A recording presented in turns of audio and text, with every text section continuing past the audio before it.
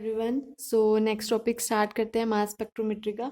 बहुत ज़्यादा important topic है ये वाला, तो इसको बहुत अच्छे से समझना है। इसके बेसिस पे क्वेश्चन आ जाते हैं आपके पास। तो इसके अंदर हम डिटेक्शन करेंगे पीक्स की, जो आपने इंस्ट्रूमेंटेशन के अंदर देखा था कि आपको पीक्स मिलती है लास्ट में। तो यहाँ पे किस तरह से पीक्स को डिटेक्ट किया जाता है और कौन सी पीक आती है, मॉलिक्यूलर आयन पीक आती है या M+1 पीक मिलती है या M+2 पीक्स मिलती है, वो सारा आज क्लियर हो जाएगा। तो इसको अच्छे से समझना। तो आपका ये टॉपिक यहाँ से स्टार्ट होगा। यहाँ पे आपको ये टेबल दिख रहा है, दो टेबल दिख रहे हैं इस तरह से, ये वाला और ये वाला टेबल। इसके अंदर बताया क्या हुआ है कि आपके पास काफी सारे ऑर्गेनिक कंपाउंड्स होते हैं जिनका आइसोटोप होते हैं। ठीक है, ऑर्गेनिक कंपाउंड्स के आइसोटोप होते हैं, लाइटर आइसोटोप्स हैं, ये हैवियर आइसोटोप्स है। और ये बताया हुआ है नेचुरल अबंडेंस मींस कितने अमाउंट में ये प्रेजेंट होते हैं। आपको दिख रहा है कि जो आपके पास लाइटर आइसोटोप्स है वो मोस्टली मैक्सिमम अमाउंट में प्रेजेंट है as compared to the heavier isotope, अगर मैं कंपैरिजन करूं। बट लास्ट के केसेस में देखो, यहाँ पे आपके पास 35 क्लोरीन और ये 37 है, हाइयर आइसोटोप है, ये 75% है और ये ऑलमोस्ट 25% है। दैट मीन्स ये कितना प्रेजेंट होता है, ये दोनों आगे आएगा, तो इसीलिए मैं इस पे ज्यादा फोकस कर रही हूँ। ये 75% में प्रेजेंट होता है और ये 25% में प्रेजेंट होता है। और ब्रोमीन, तो इसकी इंटेंसिटी क्या होगी क्लोरीन की, 3:1, क्योंकि ये क्या है 75 और 25, तो 3:1 होगी ऑलमोस्ट। और ब्रोमीन कितना है आपके पास, 50, ऑलमोस्ट 50, तो इसकी इंटेंसिटी जो रहेगी वो 1:1 ही रहेगी, ध्यान रखना। अब यहाँ पे आइसोटोप देख रहे हो, 1 हाइड्रोजन 2 हाइड्रोजन, मतलब जो मास है सिर्फ 1 मास यूनिट का डिफरेंस आ रहा है। तो आपके पास जिसका डिफरेंस 1 का आ रहा है, 1 मास यूनिट का, तो वो हमें क्या देगा, M+1 पीक देगा। और जिसका आपके पास 2 का डिफरेंस आ रहा है, 32 34 35 37, वो M+2 पीक आपको देगा। क्लियर, ये सारा आपको यूज होगा। तो ये टेबल से जो ये वैल्यू दिख रही है ये भी हम यूज करेंगे, ठीक है, लाइटर आइसोटोप्स की, हाइयर आइसोटोप्स की। अब इनमें डिफरेंस बहुत ज्यादा है, तो दैट मीन्स ये प्रीडोमिनेट करेंगे लाइटर वाले आइसोटोप्स, बट इसमें यहाँ पे हाइयर में आते होते इन दोनों की इंटेंसिटी भी या अबंडेंस भी आपके पास ऑलमोस्ट सेम है, 50-50। यहाँ पे डिफरेंस है 75-25, तो हम इसकी यहाँ पे जो डोमिनेट करेंगे वो दोनों डोमिनेट करेंगे, हाइयर वाला भी डोमिनेट करेगा, इधर ऑलमोस्ट नेग्लिजिबल हो जाएगा क्योंकि 0.0 में है। ठीक है, क्लियर। तो ये अब देखते हैं आइसोटोपिक पीक। देखो ये थ्योरी वाला पार्ट जो है ना, मैंने ऑलमोस्ट सारा आपको बता दिया है कि लाइटर आइसोटोप प्रीडोमिनेट करेगा, M+1 और M+2 पीक्स कौन सी होती है आपके पास। जैसे ही आपके पास कार्बन 12 आइसोटोप लिया हुआ है, इसका मास कैलकुलेट करना है तो 16 आ जाएगा, 12 + 4 × 1 हाइड्रोजन, तो ये मॉलिक्यूलर आयन पीक होगी। अगर एक का डिफरेंस आ रहा है 13 मास, तो ये क्या हो जाएगा, M+1 पीक।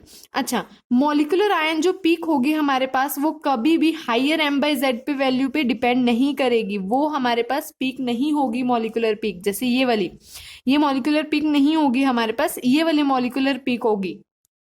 ठीक है, क्योंकि इनमें जो डिफरेंस था मैंने बताया था 99 और क्या आ रहा है 0.01 के आसपास था, तो इनमें जो लाइटर वाले होंगे वो प्रीडोमिनेट करेंगे, इसीलिए मॉलिक्यूलर आयन पीक क्या होगी, ये वाली होगी आपके पास। M+1 M+2 पीक बता दी है मैंने, 2 मास यूनिट का डिफरेंस होगा।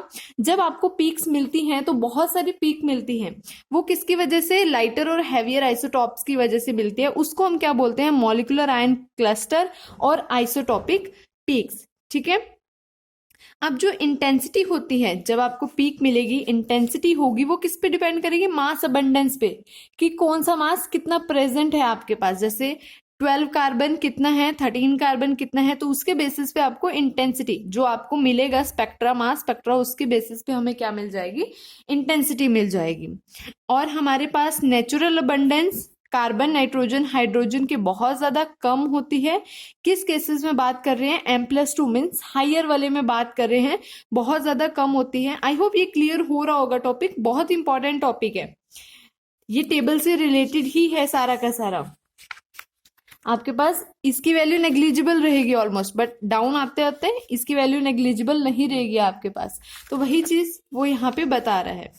ठीक है, अब किस तरह से आप कैलकुलेट करोगे इंटेंसिटी को, इंटेंसिटी M+1 पीक की किस तरह से कैलकुलेट करोगे, ये फॉर्मूला है number of carbon atom into 1.1, carbon atom M+1 की बात कर रहे हैं, कार्बन 13, ठीक है। तो यहाँ पे 1.1 जो पीछे नेचुरल अबंडेंस टेबल में थी वहां पे 1.1 था। हाइड्रोजन एटम का इसी तरह 0.015 से मल्टीप्लाई करेंगे, इसी तरह नाइट्रोजन के लिए, ऑक्सीजन के लिए, सल्फर एंड सिलिकॉन के लिए। जब सपोज आपको M+1 पीक निकालनी है मीथेन के केस में कार्बन 13, तो यहाँ पे आप क्या करोगे, एक कार्बन है इंटू 1.1 से मल्टीप्लाई करोगे नेचुरल अबंडेंस से, प्लस 4 कार्बन है इंटू उसके नेचुरल अबंडेंस से मल्टीप्लाई कर दोगे तो आपके पास ये M+1 पीक आ जाएगी। M+2 पीक का फॉर्मूला है ये दिया हुआ, फॉर्मूले से आप क्या करोगे, निकालोगे M+2 पीक। जैसे ये है हमारे पास एग्जांपल C2H6, या ये क्या है हमारे पास सिंपल कार्बन, तो कार्बन 12, ये मॉलिक्यूलर आयन पीक सपोज हम कह रहे हैं कि 100 दे रहा है आपके पास, इसका मॉलिक्यूलर मास 31 है, क्यों, यहाँ पे एक कार्बन 13 ले लिया तो एक इंक्रीज हो जाएगा। M+1 पीक निकालनी है तो आप ये वाला फॉर्मूला लगाओगे, M+1 वाला पीक वाला। इसकी आप देख सकते हो इंटेंसिटी M+2 पीक मीन्स दोनों हाइयर हो गए, 13 में आ गया, 12 से दोनों 13 हो गए, तो आपके पास इंटेंसिटी देख ही रहे हो कि M+1 और M+2 की इंटेंसिटी बहुत ज्यादा कम होती है। अब उसने बोला है कि हमारे पास M+2 पीक के अंदर हम हाइड्रोजन का यूज नहीं कर रहे, यहाँ पे हाइड्रोजन नहीं लिखा हुआ, क्यों, क्योंकि जो हाइड्रोजन की वैल्यू थी वो कितनी थी 0.015, और अगर मैं इस केस में लेती हूँ तो उसका स्क्वायर करती हूँ बहुत ज्यादा पॉइंट्स में आ जाएगा, 0.00 समथिंग कुछ आ जाएगा, तो वो कंसीडर नहीं करेंगे इसके अंदर, तो इसीलिए हाइड्रोजन को यहाँ पे नहीं लेके चलते। अगर क्लोरीन और ब्रोमीन होता तो उसको जरूर लेके चलते, क्योंकि वो नेचुरल अबंडेंस जो होती है उसकी बहुत ज्यादा होती है। हाँ, M+1 और M+2 पीक से हम मॉलिक्यूलर फॉर्मूला भी डिटरमाइन कर सकते हैं, हम आगे पढ़ेंगे अभी। अब जैसे यहाँ पे एक एग्जांपल लिया हुआ है, देखो CH3Cl CH3Br लिया हुआ है, यहाँ पे एक ही क्लोरीन एटम है, एक ही ब्रोमीन एटम है, और आपको पता है अगर एक क्लोरीन है तो वो क्लोरीन 35 और क्लोरीन 37 दोनों की पीक देगा, क्योंकि दोनों डोमिनेट करते हैं इसके अंदर। तो जो 35 वाली होगी मॉलिक्यूलर आयन पीक हो जाएगी, और ये M+2 पीक हो जाएगी। 75% में प्रेजेंट है क्लोरीन, 25% में प्रेजेंट है, दैट मीन्स जो इसकी इंटेंसिटी रहेगी वो क्या रहेगी, 3:1 की रहेगी इंटेंसिटी। अगर ब्रोमीन का केस आ जाता, ब्रोमीन के केस में क्या होता है, 1:1 की इंटेंसिटी रहती है आपके पास, उसमें भी दो ही पीक मिलती है, M और M+2 की पीक। अगर सपोज एक से ज्यादा आपके पास क्लोरीन ब्रोमीन प्रेजेंट है तो हम क्या करते हैं, बाइनोमियल एक्सपेंशन लगाते। ए हमारे पास क्या होता है, लाइटर आइसोटोप का नेचुरल अबंडेंस, बी हैवियर वाले का, और आपके पास एन के होंगे कितने number of halogen atom present है आपके पास। जैसे लाइटर का मतलब क्या है, 35 क्लोरीन और 79 ब्रोमीन, ये सिर्फ क्लोरीन और ब्रोमीन के केस में चल रही है बात। इसी तरह आपके पास बी क्या हो जाएगा, हैवियर के लिए 37 और 81, तो आपके पास एन है, अगर सपोज एक हेलोजन एटम प्रेजेंट है तो 1 आ जाएगा यहाँ पे, A+B। जब आप एक्सपेंशन खोलोगे तो ए जो होगा लाइटर के लिए तो molecular ion peak, be heavier के लिए तो M+2 पीक, 2 पीक मिलेगी। और इसका एक जनरल फॉर्मूला भी कंडेंस कर दिया है, जितने नंबर ऑफ हेलोजन एटम होंगे उससे एक ग्रेटर कर दो, आपको उतनी पीक्स मिलेगी। मतलब अगर एक हेलोजन एटम है तो 2 पीक्स मिल रही है, 2 हेलोजन एटम है तो 3 पीक्स मिल रही है, 3 हेलोजन एटम है तो 4 पीक्स मिल रही है। फॉर्मूला लगाओगे, आपके पास लाइटर वाले का molecular ion peak M+2 lighter वाली, जब हैवियर का स्क्वायर करोगे तो M+4 पीक, ठीक है, क्लियर। 3 पीक्स आ जाएगी आपके पास, और 3 के केस में 4 पीक्स आ जाएगी। जितनी ज्यादा एन की वैल्यू होगी उतनी ज्यादा पीक्स मिलेगी आपके पास। जैसे एग्जांपल देखो, 2 क्लोरीन एटम है मीन्स 3 पीक्स मिलनी है आपको।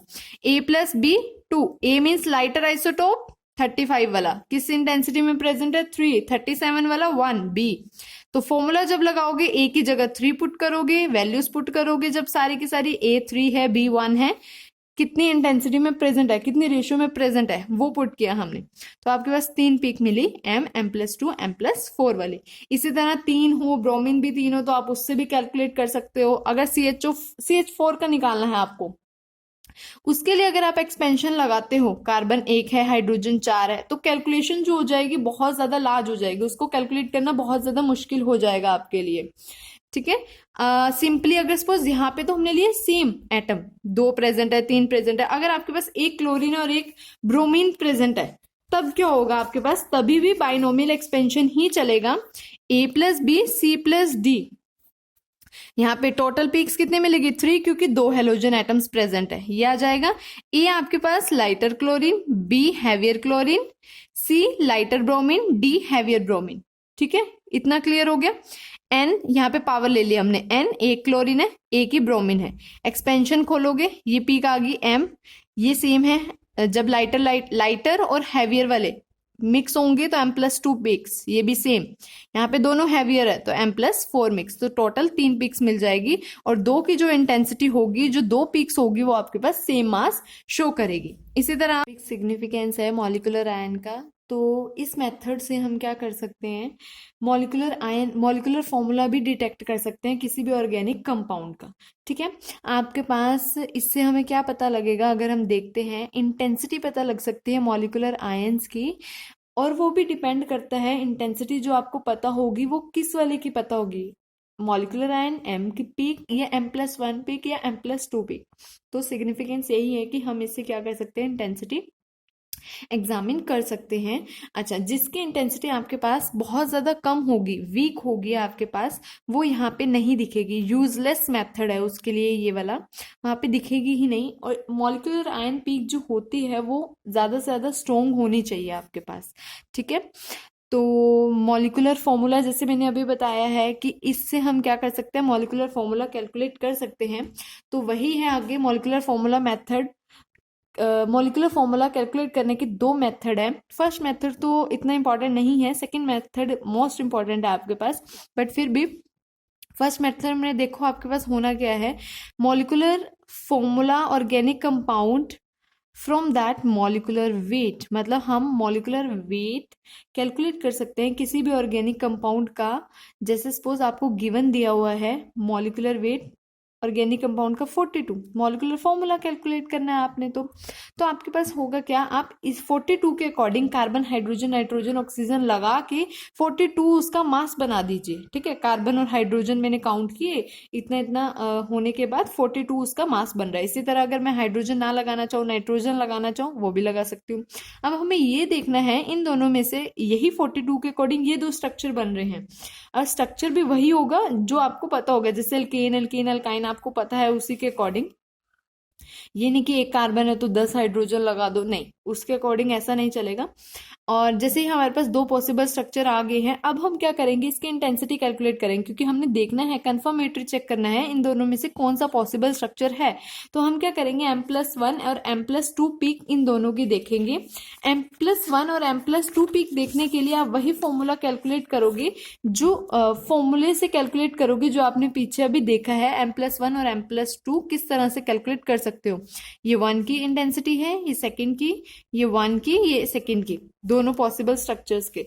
अब ये आपने एक टेबल फॉर्म में बना लिया है कि 100 टोटल जो इंटेंसिटी होगी 100 में से आ रही है, मॉलिक्यूलर आयन की पीक जो है 100 इंटेंसिटी है उसकी। अब उसके अकॉर्डिंग M+1 और M+2 की पीक इतनी आ रही है आपके पास। अब हम क्या करेंगे, मास स्पेक्ट्रा से इनका कंपैरिजन करेंगे, M+1 और M+2 पीक का। अगर इस स्ट्रक्चर की मैच होती हुई तो ये स्ट्रक्चर है हमारे पास, अगर इसके अकॉर्डिंग मैच हुई वो इंटेंसिटी तो दैट मीन्स ये है आपके पास। तो ये तो सिंपल सा मेथड था। इसी तरह आप CON2CH4 की इंटेंसिटी कैलकुलेट करके उसका मेजर कर सकते हो, चेक कर सकते हो स्पेक्ट्रा से। Second method is the most important. ये स्टेप लिखे हुए हैं कुछ स्टेप, तो मैं एक बार रीड करवा देती हूँ, बट जब आप एग्जाम्पल करोगे ना उससे ज्यादा क्लियर होगा as compared to the step. तो उसने यहाँ पे क्या बोला है कि अगर आपके पास मॉलिक्यूलर जो बेस पीक होते हैं, molecular ion peak base peak होती है, वो मैंने आपको पहले बताया हुआ है, देख लेना वो वीडियो जाके।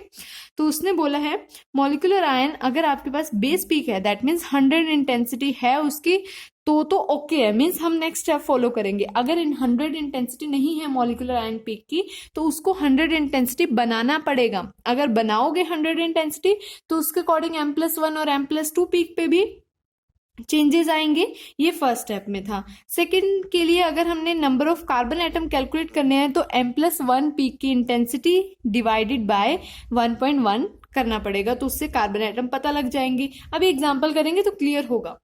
अब उसमें क्या पता लगेगा, जो इंटेंसिटी थी आपके पास बेस पीक थी उसका मास चेक करेंगे। अगर तो आपके पास ओड है, इवन भी हो सकता है, ऑड भी हो सकता है। अगर तो ऑड हुआ तो उसके अंदर कम से कम एक नाइट्रोजन एटम तो प्रेजेंट होगा ही होगा, ठीक है। और अगर आपके पास इवन हुआ तो आपके पास क्या होंगे, 0 और even number of nitrogen atom present होंगे उसके अंदर। अब नेक्स्ट स्टेप के अंदर क्या है आपके पास, अब आप M+2 पीक देखोगे। M+2 पीक के अकॉर्डिंग अगर उसकी इंटेंसिटी ज्यादा हुई 4 से, इंटेंसिटी अगर M+2 की ज्यादा हुई 4 से, तो उसके अंदर या तो सल्फर या क्लोरीन या ब्रोमीन, एक या दो जितने भी हैं फॉर्मूले के अकॉर्डिंग, मॉलिक्यूलर फॉर्मूला के अकॉर्डिंग प्रेजेंट हो सकते हैं। अगर बिलो हुई 4 से तो आपके पास कोई भी प्रेजेंट नहीं होगा। ये 4th स्टेप था। 5th स्टेप के अकॉर्डिंग आप चेक करोगे। अब देखो nitrogen, oxygen, sulphur, chlorine, bromine आपने सब अटैच कर दिया। अगर हुआ, ये सारे कंडीशन सेटिस्फाई हुए, उसके बाद बचता क्या है, हाइड्रोजन। तो हाइड्रोजन और ऑक्सीजन, तो अब फॉर्मूले के अकॉर्डिंग, मॉलिक्यूलर फॉर्मूले के अकॉर्डिंग आप क्या करोगे, हाइड्रोजन और ऑक्सीजन को ऐड कर दोगे अगर जरूरत होगी। जैसे अब देखो ये टेबल आपको गिवन आएगा, यहाँ पे बेस पीक 100 वाली, बट यहाँ पे देखो 72,342,3,4 मास बाय चार्ज रेशियो। तो हमारे पास बेस पीक हम क्या लेके चलेंगे, ये वाली लेके चलेंगे 73 M पीक, M+1 M+2 है, ये भी बेस पीक, बट डिफरेंस देखो यहाँ पे 1 का है। तो अब ये फर्स्ट स्टेप के अंदर था क्या, अगर 100 नहीं है तो उसको 100 बनाओ, तो उसी से डिवाइड कर दोगे, मल्टीप्लाई 100 आ जाएगा आपके पास। इसी तरह M+1 से भी डिवाइड करना पड़ेगा, 3.3 डिवाइडेड बाय 73, M+2 की भी पीक निकाल लोगे। कार्बन एटम के लिए आपको क्या करना था, इंटेंसिटी देखनी थी किसके, M+1 की, डिवाइडेड बाय 1.1 करना था। 4 कार्बन एटम दैट मीन्स इसके अंदर प्रेजेंट है। जब आप डिवाइड कर लोगे आपके पास वैल्यू आ जाएगी। 3 के अकॉर्डिंग आप चेक करोगे, जो इसका मास था वो क्या है, इवन है, 72। मास इवन होने की वजह से आपके पास क्या है, या तो 0 या even number of nitrogen present होंगे आपके पास, ठीक है। हमें इतना पता लग गया, या तो कोई भी नाइट्रोजन नहीं होगा, ज्यादा से ज्यादा 2 प्रेजेंट होंगे। M+2 4th स्टेप के अंदर क्या करना था, M+2 की वैल्यू 4 से कम है, that means sulphur, chlorine, bromine कुछ भी प्रेजेंट नहीं है। 5th स्टेप के अंदर आपको हाइड्रोजन लगाने थे या ऑक्सीजन, तो हमने क्या किया, 4 कार्बन थे वो लगाए, नाइट्रोजन हमने इवन लगाया, क्योंकि मॉलिक्यूलर कितना है मास उसका 72 बनाना है। इससे कैलकुलेट करने से 4 12 48 और 14 2 28 76 आ रहा है, दैट मीन्स मास कितना है 72, मीन्स इसके अंदर 2 नाइट्रोजन प्रेजेंट नहीं है आपके पास, या तो 0 नाइट्रोजन प्रेजेंट है। अब हाइड्रोजन कैलकुलेट करने हैं। हाइड्रोजन कैलकुलेट किस तरह से करोगे, 72 में से अगर मैं इसका 72 बनाना है तो मुझे 24 हाइड्रोजन ऐड करने पड़ेंगे। ये ऐसा नहीं हो सकता एल्कीनिल एल्काइन फॉर्मूले से 4 कार्बन के लिए 24 हाइड्रोजन, नहीं पॉसिबल नहीं है। तो आपके पास हमने क्या किया, 72 में से 48 कार्बन का मास माइनस कर दिया, दैट मीन्स 24 आ रहा है। 24 पॉसिबल नहीं है आपके पास, मीन्स इसके अंदर क्या है, अगर मैं एक ऑक्सीजन ऐड कर देती हूं तो 16 माइनस करना पड़ेगा, 8 मीन्स C4H8 कितने हैं हाइड्रोजन और एक ऑक्सीजन प्रेजेंट है। तो ये तो है इसका एक्चुअल फॉर्मूला, ठीक है। इसी तरह अगला एग्जांपल देखते हैं हम। ये है आपके पास base peak, M+1 M+2 peak, ये आ जाएगा कार्बन एटम के लिए M+1 डिवाइडेड बाय 1.1, 1 आ गया यहाँ पे। उसके बाद 3rd स्टेप के लिए आपके पास इवन नंबर ऑफ मास है, आपके पास इवन नंबर मास होने के लिए 0 और even number of nitrogen. 4th step के लिए M+2 की वैल्यू आपके पास ग्रेटर देन 4 है, that mean sulphur, chlorine, bromine में से एक चीज प्रेजेंट। अब यहाँ पे आप देख रहे हो 96 M+2 peaks, that means intensity क्या है 1:1, दैट मीन्स क्या है ब्रोमीन प्रेजेंट। अगर होती 75 और 25 मीन्स क्लोरीन प्रेजेंट हो सकता था 3:1 में, तो एक ब्रोमीन प्रेजेंट होगा आपके पास। तो टोटल 94 मास है, 94 में से एक कार्बन का मास माइनस करो 12, एक ब्रोमीन का मास माइनस करो, ब्रोमीन का मास होता है 79, 3 आ गया, दैट मीन्स कितने हाइड्रोजन प्रेजेंट है 3, ठीक है। इस तरह से नेक्स्ट क्वेश्चन, ये आपके लिए होमवर्क है, ये वाला आप करना है, ये वाला होमवर्क। ये मास आएगा, ये फॉर्मूला आएगा आपके पास, ठीक है। कैलकुलेट करके देखना, अगर नहीं समझ आएगा तो फिर मेरे से आप कमेंट सेक्शन पे पूछ सकते हो कैसा हुआ। आई होप क्लियर हो गया होगा सारा टॉपिक। वैसे मैंने यहाँ पे सोल्यूशन किया ही हुआ है, स्टेप 3rd 4th और 5th, और स्टेप 1 और 2 इधर है वैसे, ठीक है। तो बट करना खुद। हाँ, यहाँ पे जो वैल्यू आएगी 5.5 आएगी, हम 5 अप्रोक्स लेके चलेंगे, ना कि 6 लेके चलेंगे, ठीक है। ये ध्यान रखना, इसमें बाकी सारा आपके पास हो जाएगा ये, और ये फॉर्मूला बन जाएगा। आई होप क्लियर हो गया होगा। नेक्स्ट फ्रेगमेंटेशन हम स्टार्ट करेंगे, मोस्ट इंपॉर्टेंट मास स्पेक्ट्रोमेट्री के। Thank you so much for watching.